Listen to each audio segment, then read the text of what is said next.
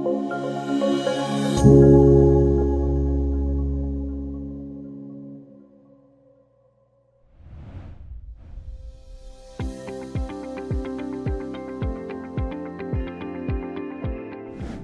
back to another AMAG Asks. One that is pretty exciting for me.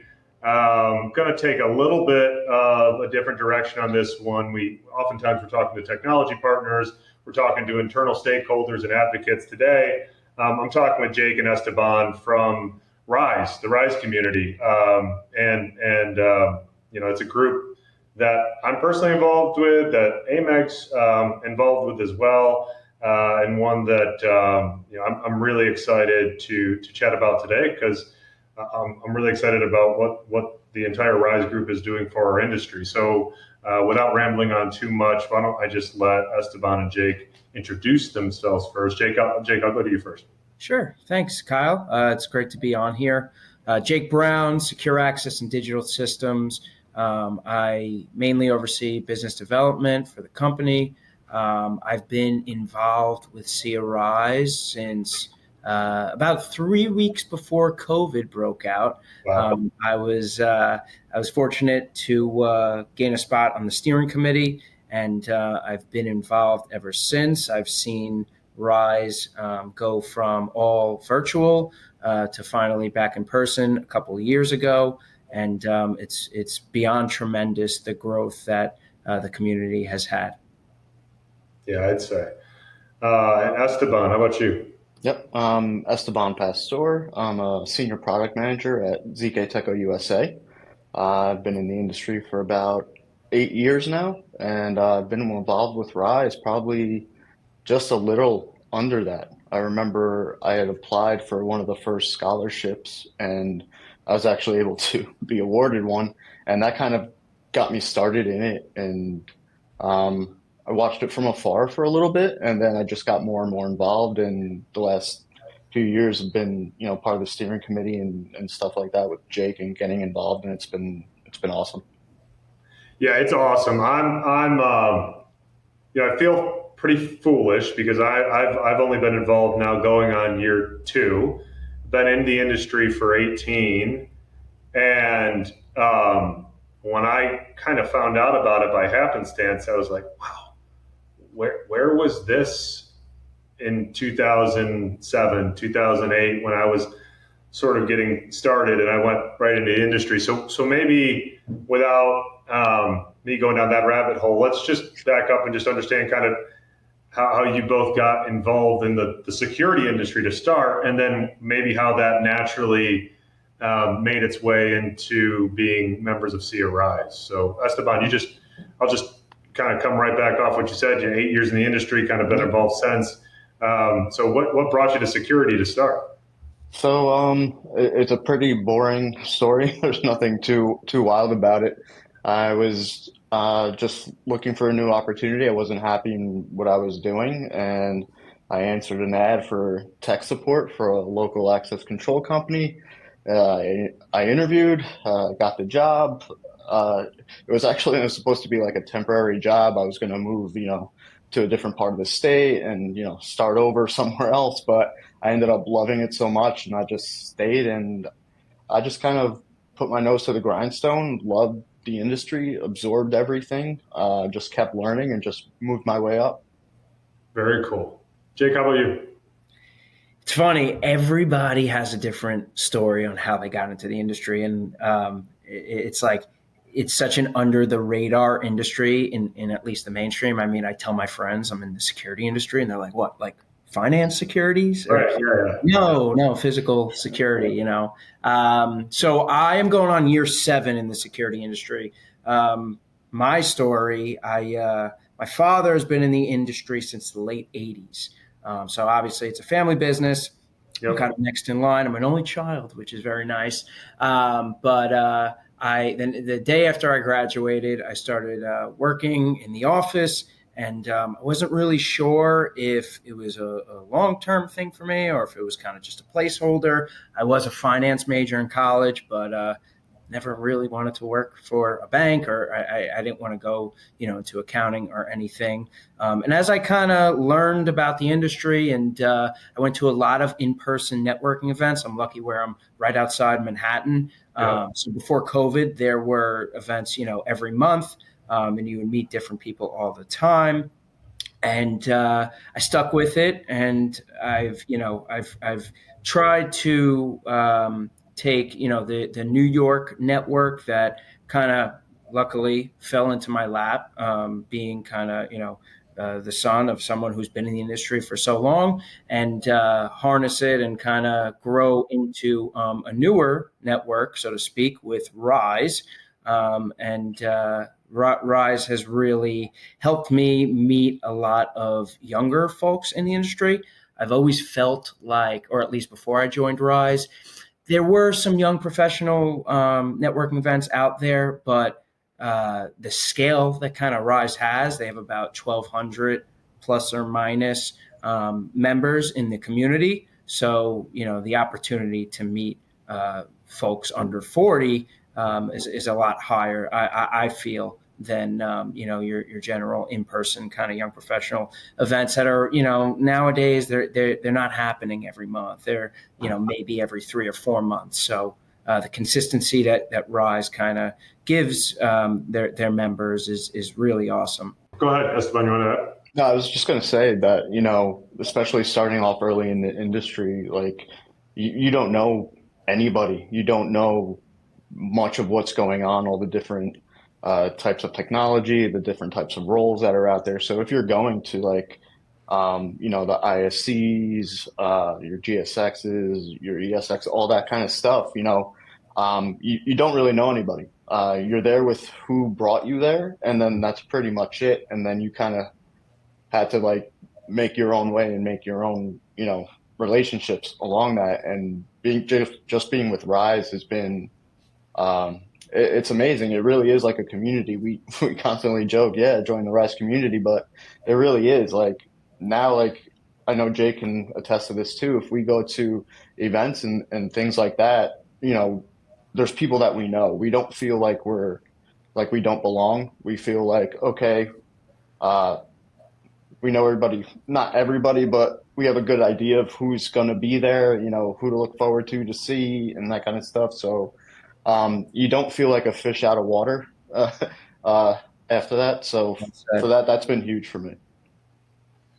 Yeah, I can relate to the security brat thing. So my dad was in the industry for 40 years. Instead of going to basketball camp during the summers, I was doing door knocking and downstate. Just so everyone knows, we all represent basically the Northeast, well, New Jersey. We got 2 downstaters and an upstate guy, so Jets, Giants, and obviously the Buffalo Bills.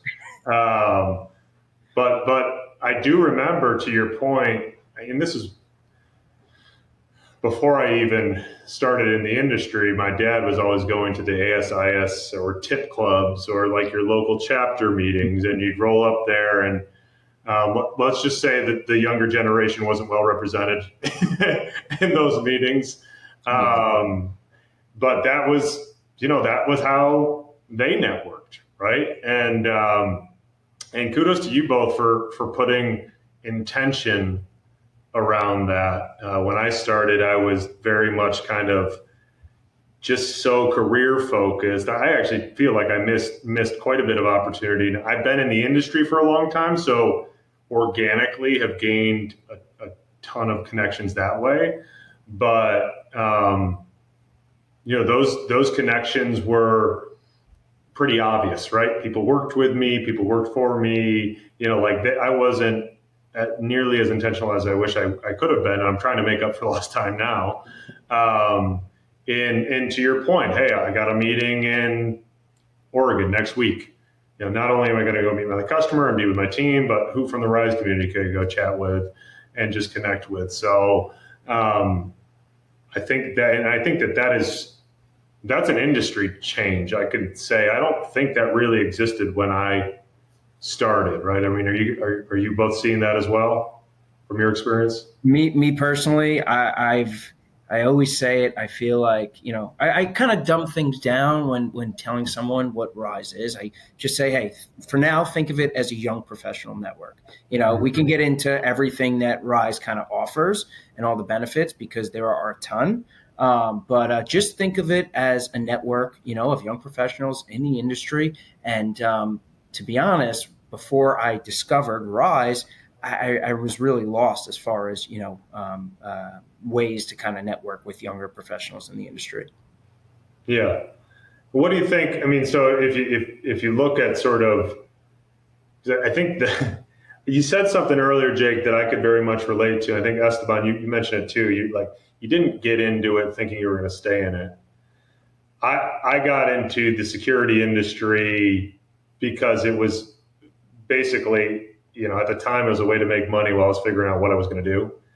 And even though I've lived in it my entire career, and I kind of unfortunately probably knew way too many things about residential security systems at the age of whatever, it was something that I originally had always thought was just kind of a job out of school, and very quickly grew to absolutely love it. So maybe each one of you, because I think it'd be interesting, just expand on what you love about the industry, because it's not something that comes up naturally in conversation all the time when we're talking about our security industry. I'll start with Esteban. Yeah, so for me, I've always been tech focused. So, when PCs were starting to become more and more of a household thing, I was, spending time on that, like AOL and the internet and all that kind of stuff when it started coming out and being more accessible. It was, something I spent time on, and that's just something I think our generation grew up with was technology. So for me, it was always on the technological side. And yeah, I mean, I got started in doing technical support, and just seeing kind of like how tech changes so often.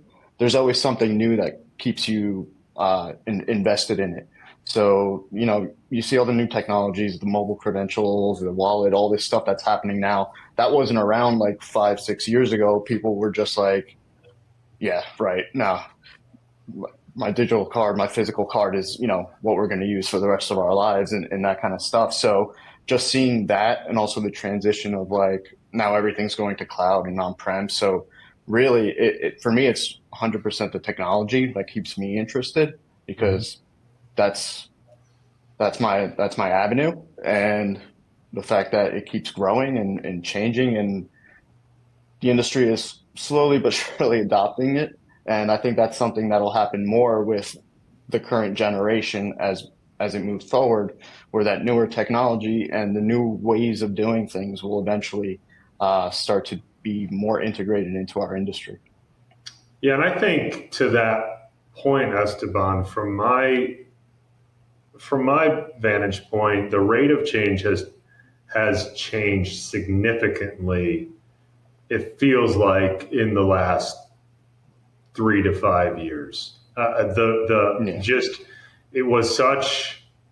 It had traditionally been such a risk adverse industry that I think even opportunities for adoption were shut down. Whereas now you're seeing doors open and conversations being had that probably never would have been had 10 years ago. So to your point, it's really exciting to see that, there's an opportunity for us to drastically change, and also that there's the appetite for it as well. Yeah, and for example, how long things, and especially when it comes to technology, wasn't really advancing too much, is, still like 95% of readers and access control, is still kind of done through Wiegand communication, and Wiegand was invented like 60 something years ago. So you can imagine where, a certain technology hasn't kind of moved forward, or people haven't adopted something newer until the last like couple of years. People are finding, okay, there's more secure and more updated ways of doing this. Right. Jake, what about you? What do you love about the industry? I agree wholeheartedly with the both of you. To hone in on another factor that I love about the security industry it's really the networking. I love to do in-person networking. Maybe I'm saying that because I'm so kind of jazzed up from SIA RISE last week. But I feel like I talk to my friends who are in different industries, real estate, finance, etc. And they don't kind of have these opportunities to network and create relationships with folks who might not be in the same specific line of work that you're in. If we're talking about the security industry, like we're a reseller, but for example, I can meet a couple folks from AMAG last week, and obviously we do different things, but we could bond over shared interest, whether it is in the industry or outside of it. I think it's one of the only industries that really gives everybody kind of a level playing field when it comes to your in-person events at ISC West, like Esteban was talking about. We have a Rise happy hour every year. Historically, it was at Topgolf. This past year, we moved it to a place called Flight Club, and it sells out every year. And everybody is there just to kind of meet new folks and strengthen relationships with old friends. And that's really what I love about the industry. And I'll also mention real quick, I do love the fact that we are, like I mentioned, a little bit under the radar, just in kind of the mainstream, eyesight. Like you're not going to see, a security company, sponsor a sports team, so to speak. Like people don't really know that there's a lot of opportunity in this industry. And I think that opportunity is what I like the most, because, I feel like if I had a friend who was looking for a change of scenery and a new role in a new industry, I would sell them on the security industry because there is so much opportunity. Yeah, it is.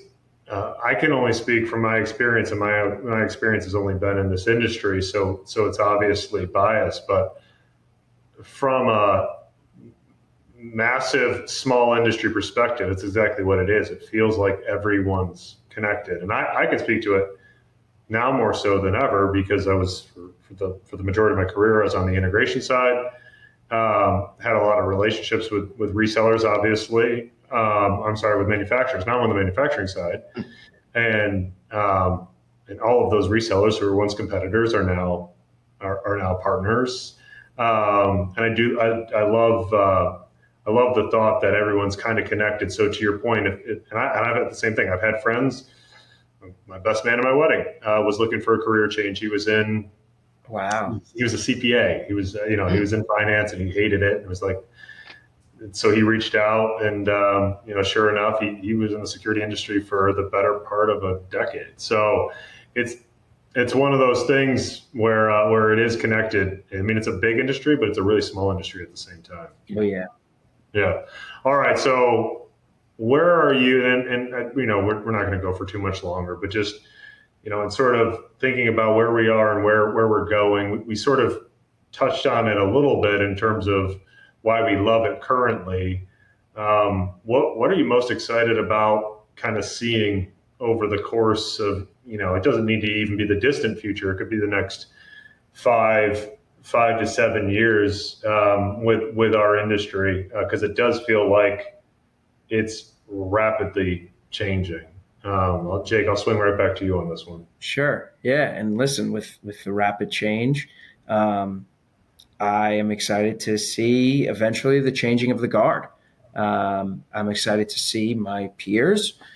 Listen, I'm 28 years old, but I do have people who I consider friends who are close to 40 in Rise, and I'm excited to see them kind of and just peers in general as young professionals, see them transition to leadership roles, because I think that's essentially how we continue to push the rapid change. And I think one day, I'm going to open my eyes and see all folks who were, young people in the security industry, eventually leading, big companies, manufacturers, integrators, et cetera.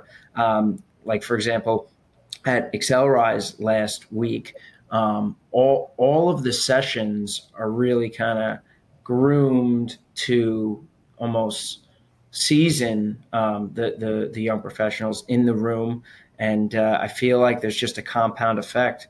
All of the personal and professional development subjects that Rise offers, I think can only kind of benefit these young leaders who eventually are going to become the leaders, in their respective companies.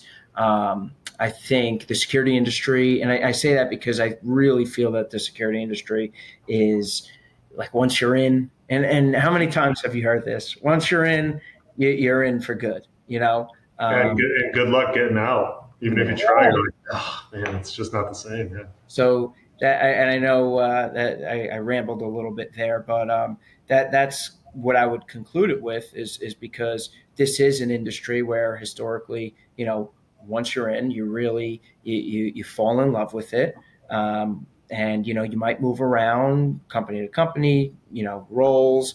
But it seems like a large percentage of folks who join, regardless of age, stay in it for the long term. Very cool. Esteban? I agree 100% with Jake. You're starting to see that change in the old guard now, where some of the people that we were previously, working on the steering committee with, now they're moving on to, bigger, better things, and just reflecting also back on Accelerise, because we're still on that high. Is just from each year that we've done Accelerise, the amount of just new people that are coming into the fold is wild. And we just asked last week, how many people is this your first Accelerise? And like 75% of that room was all first timers. And we were just like amazed, because for the last few years, like, yeah, we'd see the same kind of people, but we'd see it growing. But now where it's like almost like, wow, okay. And the fact that different companies in this industry are seeing the value of their young professionals and sending them to these conferences and encouraging them to get more involved with us, it's really assuring, especially for the younger professionals, that, okay, they're invested in us. They understand that this generation now is going to be, the next leaders of this industry, and just adopting that. And of course, with the newer technology, new people coming out of school, directly out of college, with cybersecurity and computer science degrees, they're going to be pushing the evolution of this industry even further with what it can do. I'll take the shameless plug opportunity. Shout out to AMAG for letting us send Ish and Bryce and Jonathan last week. They had that was their first, so they were all one of the three who were raising their hands. And I do think, to your point, Esteban and Jake, the industry is certainly seeing the advantage. I would take it further, certainly seeing the necessity to invest in a group and a community like this. There's just a huge need for us to continue to work on our diversity of thought, our, if you look at it from a succession planning standpoint, from different perspectives. I love the point about cybersecurity. You start to get into also the how much has mobile changed in 5 years now, and it's being driven from all these different points of entry because of wallet and all this stuff. So perfect. Well, gents, I appreciate the time. We certainly at AMAG are huge fans of SIA RISE, of SIA, but RISE specifically, and I appreciate you guys taking a little bit of time to talk about it. If anyone's watching this and wants to get involved, what's the easiest way? Either one of you. Just go to the website, or how do we reach out to you guys? Yeah, so we have a LinkedIn community. So if you just search in LinkedIn, SIA RISE, just join the community. And then from there, you can obviously connect with all of us, sign up for the newsletters, Also, you can go to the SIA website and also actively join Rise to make sure you're included on all those newsletters and, get the latest updates. And in those newsletters and stuff we send out are what we do is called Rise resources. So it's basically how-tos and 101s and things that can help YPs kind of navigate throughout the year and pick up and learn new skills in the industry that they wouldn't have before. So just by signing up and getting that newsletter, you're already getting value out of that. Of course, it doesn't cost you anything. So, just being present, and we host different, activities, even virtual networking events and stuff like that. So just getting involved in any way, but really just join us on the LinkedIn community and we'll be able to, and they'll be able to kind of see everything that we're doing and get more involved. I would also mention we just opened our scholarship application. We give out a $3,000 scholarship, multiple $3,000 scholarships, where the winners can use the funds towards things like certifications, different personal and professional development courses, SIA certifications, SIA events, and they could also use the money to pay back student loans, which is a biggie.